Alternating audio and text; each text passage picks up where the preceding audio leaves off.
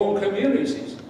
And if the current officials won't protect the health and safety and the happiness of the people within the county, then we have a process called elections that we can replace those elected representatives with others that will. And I believe that we should demand an end to the economic colonization of rural communities, beginning with our own communities, with my community, with your community. And I believe that if we can make changes at the local level within our communities, then those changes can be leveraged to changes at the state and federal level. But regardless of what we do, we cannot allow the economic rights of agribusiness corporations to take priority over the fundamental rights of people. If we are to have a responsible agriculture, we must demand responsible government. Thank you.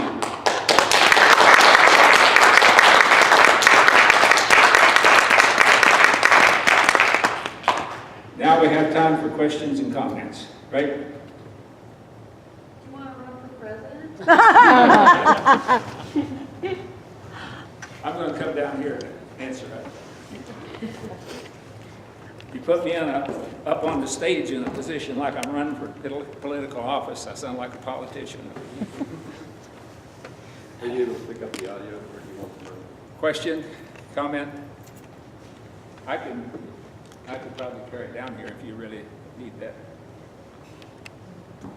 I just don't feel like having a conversation when I'm left here.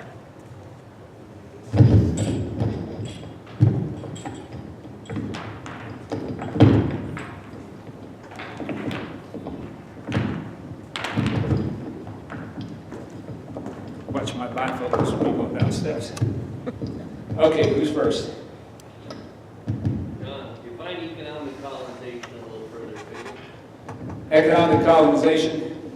Well, you know, political colonization is when a country would send people, explorers out, and they'd go to some other place around the world, and they'd find a place like the United States or Australia or Africa or South America, whatever. They say, well, there's lots of gold there, there's lots of timber, there's lots of wildlife or something. There's a lot of stuff there that we could have back home, you know, if we wanted it. And so basically what they do is they would go into those countries and they would, you know, either bribe the local chiefs or whatever, or convince them that, you know, that they could take their stuff and send it back to wherever the home country was that was colonizing. And, you know, if they didn't get along with them, if they didn't get along very well, then they would just simply annihilate the local leaders and annihilate the indigenous population. Well, that became politically unacceptable, you know. At one time, that was accepted, it was just a normal thing, but over time, he said, well, you can't continue to do that, it's just not right. And so we had kind of a international sanction against political colonization. So the countries then decided, those were countries that had gone relatively rich by exploiting other people's resources. So they then decided, well, gee, we've got economic power now, so we'll use our economic power to do basically the same thing. We'll just go in and invest in those countries. And again, with the local officials, they'll, you know, either go along with us and let us invest there and then export things to our country, and we'll pay them something for it. We won't just take it away from them anymore. We'll go ahead and pay them something for it. But we're basically going to dictate the terms, and we're going to end up getting their resources. And if they don't like it again, you might be a little bit more diplomatic, but if you think we're a lot more diplomatic, then go online and go to YouTube and Google the confessions of a hitman. What's the Confessions of an Economic Hitman?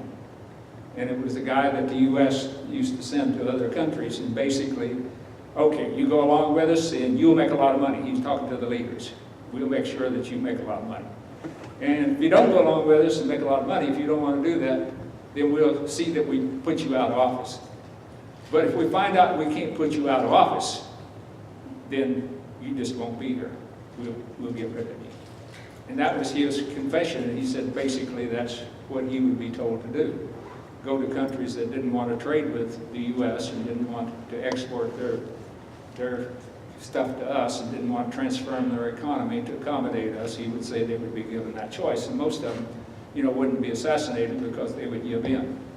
Well, so that's economic colonization. You do pay them something, you do, put some money in their economy, but their economies, you look at any of the previous colonies where the economic colonization has continued, you find the most depressed economies, most depressed societies in the world, because they do not develop their economies, they do not develop their own sovereignty, their own ability to produce themselves. They produce for exports, they don't produce for their own countries, and they don't develop their societies, and they don't develop their ability to govern or anything else.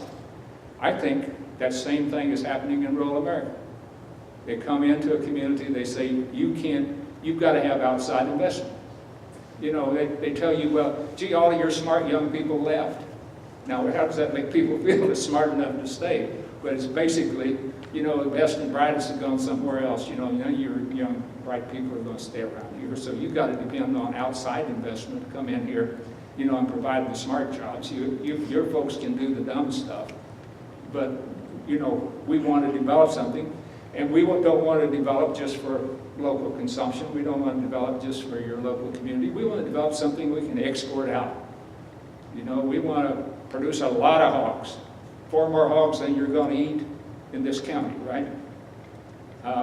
So you got to have something to sell somewhere else. So it's basically, you create an export economy within rural communities, and that's basically what we've done. And you have no incentive to take care of the soil, maintain soil fertility. You have no incentive to build up the capacity of people within the community so that they can start their own businesses and run their own businesses or anything else. You just create low-paying jobs, and if you can't get the people in the community to work at those low-paying jobs, then you bring in people from elsewhere. Because you're not interested in developing the community, you're just interested in extracting the resources. And in many rural communities, the primary resource left, it was the mining communities, there's a few of those left. The timber communities, they basically cut down timber everywhere except in a few forests, so that are gone. The wildlife went first. The thing most communities have left, they still have soil that will grow crops that you can feed livestock. And so they're here to extract the wealth that's left in rural communities. And you still have a lot of people in rural communities that are hardworking people, that are trusting people. If you tell them something, they kind of believe it. So you can take advantage of them, and so they're extracting the last of that confidence and trust out of the communities. That's my personal opinion. It's not the opinion of anybody I'm affiliated with. It makes me sad as an economist. I grew up on a farm, a small community, and I moved back to a small community because I really believe it. Yes? What would be your model for proper economic growth in a county like Yankton County relative to the food demands of America, which 96 or something percent is an urban existence, right? So how does the 4% feed the 96%? What would be your model to achieve that? You mean how can we achieve it without industrial agriculture? Right. Yeah, we could do it. We could do it at the local level. It would cause a transformation. Let me just give you one example. I would have been hard pressed a few weeks ago to give you a specific example of someplace I've been that I think represents the model. But I was on a farm in northern Illinois. You can look it up, Google it. It's Greg Gunthrop's farm. Greg Gunthrop Farm. Northern Illinois. Northern Indiana. And I was on the farm, and he produces hogs outside, humane conditions, year-round. No antibiotics, no hormones. They're scattered out across the hillside. They're spread out to the point where there's no pollution of anything runs off. He rotates the hogs, goes around from pens. They'll come into a pen that looks like a jungle, and by the time they leave, where their pigs are going off to be fed out, it's totally cleared off. And he moves them out of there, moves to another place that looks like a jungle, and goes through there. He has chickens. Well, they put it this way, he has like 2,500 hogs, which would be kind of a small CAFO operation. 2,500 hogs, all outside, farrowing year-round. He has 30,000 chickens, and I don't know exactly how many turkeys and ducks, but he has some number of those. Again, the chickens are outside, out scrounging around for food on the, among the grass and things like that. He moves their houses around from place to place so that they don't oversaturate the land with manure and this sort of thing.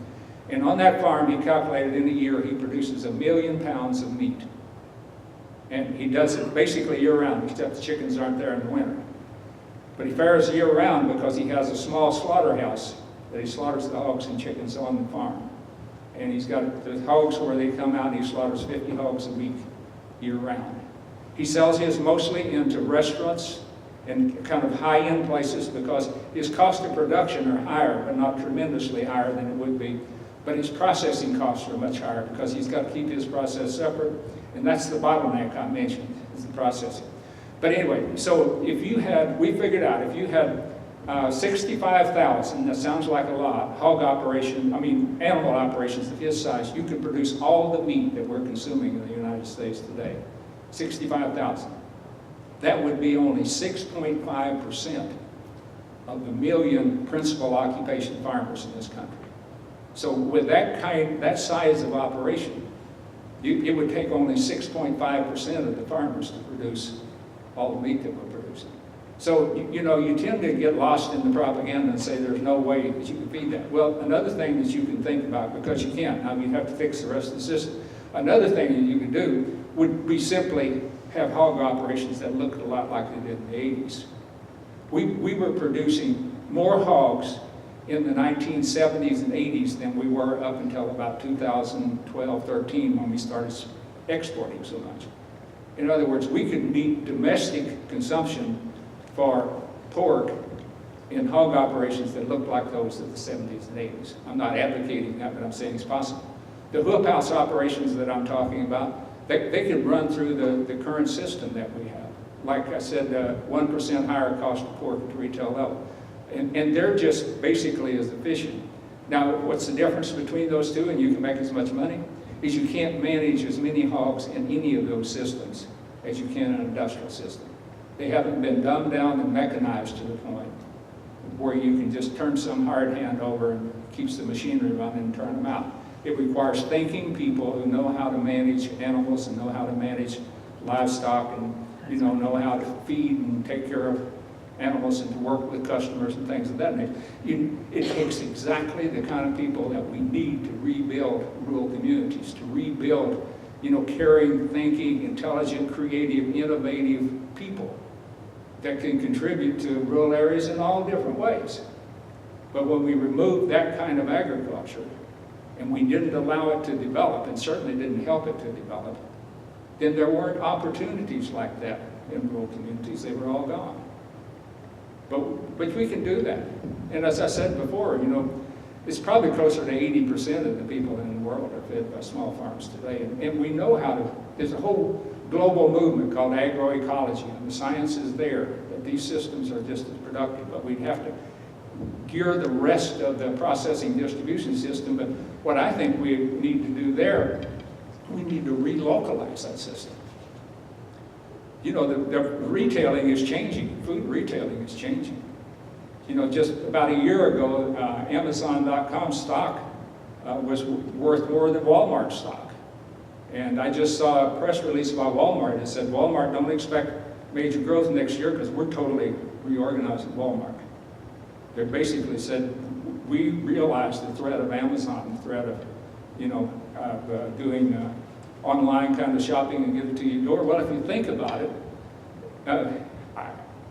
the economies of scale that we've had that's taken us to the big industrial system, there's no reason that to do what Amazon does that you have to do it on the scale that Amazon does. I argue you could do that much more efficiently within a local community. Source your stuff within the community and give it primarily to customers within your community, and have your local people develop this internet platform that allows you to go on and get stuff from local customers and deliver it to local customers, so that everybody in the community that's producing something locally, that sell it locally, and then you can spin some of it out if you want to, but focus that locally. I contend like the big home delivery systems of Blue Apron and HelloFresh, and they're running into problems because they're having to source their products all over the country and then try to deliver it into big cities and all kinds of places like that. I think there's diseconomies of scale in that. So if we think about the possibility of changing the processing distribution system, but also changing the farming system, then all that's good. Dr. Ikerd? Yeah. I love your message, and it's that we can't do so many things nationally. We can find solutions Right. locally, right? Right. So, and you come out of the ag extension world, it seems kind of sad that the ag extension, at least in some states, has really gone industrial ag. Right. Is there something, how can we impact that in a little small state like Southwest to get ag extension working again for local solutions instead of for the industrial ag? Well, I tried that for 15 years. That's the reason I retired when I did. Is there any hope for that? I don't know. I don't claim to know where extension are now. There's some really good extension folks scattered around the country, but it just depends upon your particular agent. They give them quite a bit of leeway. I think they still do to work with small farmers on local issues, but I don't have any hope that the extension organization is going to abandon its support of industrial agriculture or the land-grant universities. They're too closely tied to the big agribusiness corporations and to the agricultural establishment. You know, as I talked about, the Farm Bureau, the big commodity groups, and so on. It has to do not only with the money that the corporations use to leverage research and education programs, because as the states have cut funding for the public institutions, the educational institutions, then they've gone to other sources. And so the industry is great at leveraging the funds. You know, they'll give a university $1 million to do a particular research project that costs $10 million, so they use $9 million of our money for a $10 million project and $1 million, but it ends up doing what the corporation wants done. So that's one place they leverage. Another place, probably even more important than the public institutions, is with the economic influence, they get political influence. And so if you stand up, if you got a school that stands up against the legislature, you're going to get your funds cut, or you're going to get threats of it. You know, they recently took all the funding away from the Leopold Center for Sustainable Agriculture at Iowa State University because it wouldn't go along with the industrial approach consistently, even though they compromised in a lot of different places. They eventually just eliminated the funding for an institution that had been one of the leading institutions in doing research and education, because at one time they had the leverage that they had gotten a tax placed on nitrogen fertilizer that funded the Leopold Center, and the legislature changed that and sent those funds somewhere else. So that did away with the Leopold Center there. So they have that, but you also have a friend of mine, Marty Strange at the Center for Rural Affairs, one time did a study on exactly this thing. You know, where does the influence come from? And he says his conclusion was that one of the main things was that they create the impression that industrial agriculture is what it's about if you're really serious about agriculture. You know, it's all right to give a little to these hobby farmers out here on organic. Now, we're talking about organic more because the big corporations now are into organics, and so they're going that way. But they say, you know, it's all right to spend some time with these small farmers and family farmers, hobby farmers, and that sort of thing. But don't forget what the main thrust of this institution is. That's about big stream agriculture. He called it that the deans and extension directors and university provosts and presidents, he called it they like the brush of greatness. They like to be accepted by the corporate executive. They like to go to these meetings and they walk into a room and there's the head of Monsanto and the head of Cargill and the head of Tyson, and they're accepted as one of them. They pat them on the back and tell them what a good job they're doing. He says he thinks that might be even more important than the rest of it. They don't want to be kicked out of the greatness club. They don't want to be expelled from being, you know, corporate executives. The cool kids. Other question? Yes. The farm you talked about, how many acres is that? What's that? And Gunther, was it? Yeah, Gunther. G-U-N-T-H-R-O-P. How many acres does he do that? He has about 260 acres on the farm. He doesn't produce all of his own feed. He gets some feed from elsewhere. He has about 260 acres. He employs about, I think he said 30 some people, including in the slaughter plant, the packing plant. And he has to run his own slaughter plant because he sells everything on quality. His breed of hogs are different, his whole production system is different. He focuses totally on quality. And the chefs, the high-end chefs, they appreciate the quality and the taste and the flavor that comes from that. And he'd have to keep his hogs separate if they were running through something else, and the big plants aren't going to do that.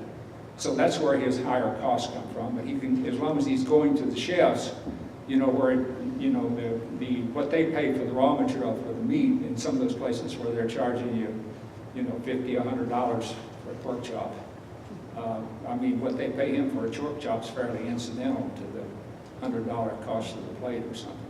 So, you know, he can get it, but I'm saying he makes that production system work. There's no odors on that farm.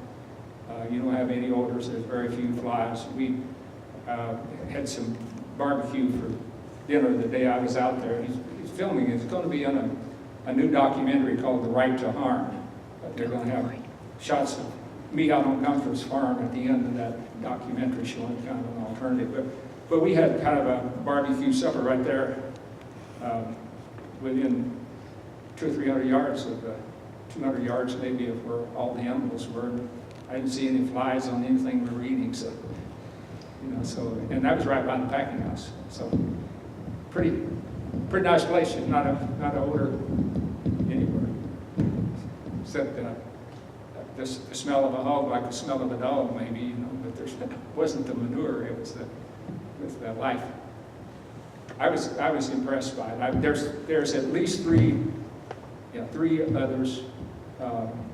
I think of the third one, but anyway, you can look up Will Harris in Georgia. Look up Will Harris, white something farm.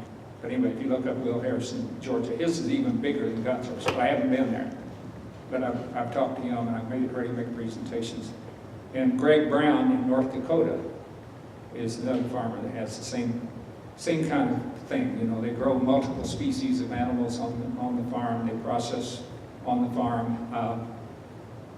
Will Harris is competitive enough. He sells into Whole Foods, so he's right in line with the Whole Foods market. So that's getting pretty close to, you know, what's retail compatible. So I think these are kind of the models. If we could hook that up then with local delivery, then I think, you know, within local communities and local delivery, then I think we really have something. And I think I'm convinced it can be done. We need modest scale processing. Greg Gunthrop's idea is that he only runs his processing plant like 1 day a week for the hogs, and that's as small as he thought could be economically feasible at all. And so if he could get other growers, you know, that would bring hogs in every week, you know, to fill in the other days of the week, then his processing costs would be much lower than they are now, because per animal he'd be running 5 times as many animals through the processing plant. And he has the cooler space there that he could chill the carcasses after that. And then his idea is to get the local farmers then to come and get the carcasses. That's the biggest obstacle, is to get the animal slaughtered and you cool down the carcass. And then they could take the animal back to their farm, and he says you can get these containers now, refrigerated containers, you know, like they would be hauling freight across the refrigerated freight and things of that nature, and rail cars and you know, on boats and things like that. They have these containers. He says you can get those containers, then insulated containers. And he says it's very easy. There's somebody in Australia that's doing a whole bunch of this stuff. It's relatively easy then to retrofit those so that they can become USDA inspected processing facilities, where you can take 5 or 10 carcasses or 20 carcasses or whatever hogs, and you could go in and you could break them down yourself and then cryovac them, and then you could have your own customers, and then you could take them out of there and sell them on the local internet and then get for delivery, you know, and wherever this hub is where the